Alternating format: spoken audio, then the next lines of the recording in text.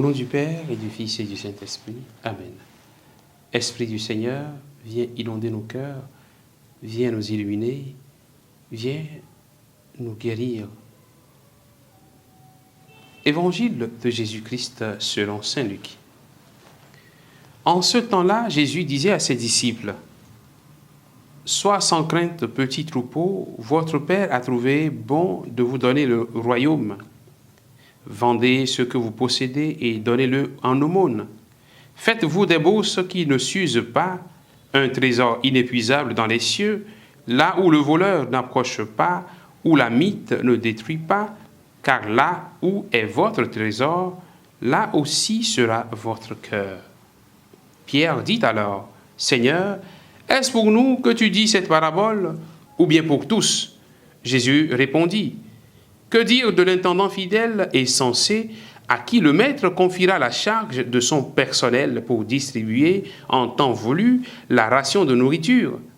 Heureux ce serviteur que son maître, en arrivant, trouvera en train d'agir ainsi. Vraiment, je vous le déclare, il l'établira sur tous ses biens.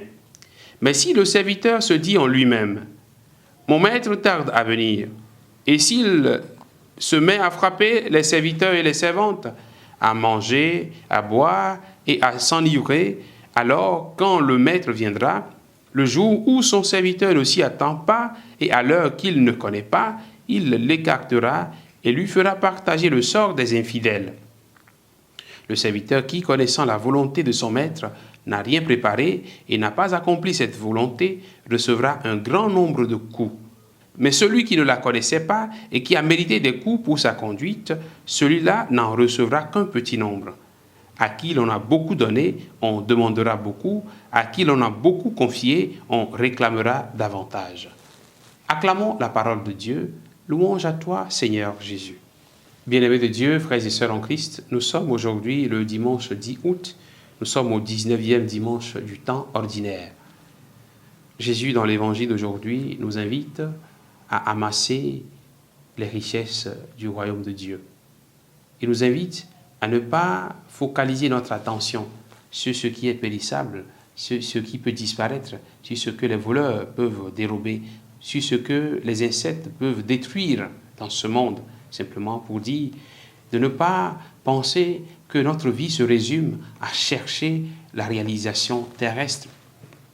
C'est bien de tout faire, de travailler, d'avoir une maison, d'avoir une famille, d'avoir une voiture, d'avoir les moyens nécessaires, etc.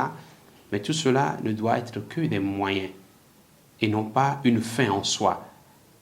Parce que cela peut disparaître d'un jour à l'autre. Cela peut disparaître avec une petite inondation, un incendie, un voleur qui vient à la maison, cela peut disparaître. Alors que ce qu'on a gagné pour le royaume des cieux, cela ne disparaît pas. Quand on a travaillé pour avoir le royaume des cieux, cela ne disparaît pas. Jésus ne nous dit pas de laisser nos maisons, de laisser nos voitures, de laisser nos biens. Non, loin de là. Mais de savoir que ces biens ne sont que des moyens pour nous faire entrer dans le royaume des cieux.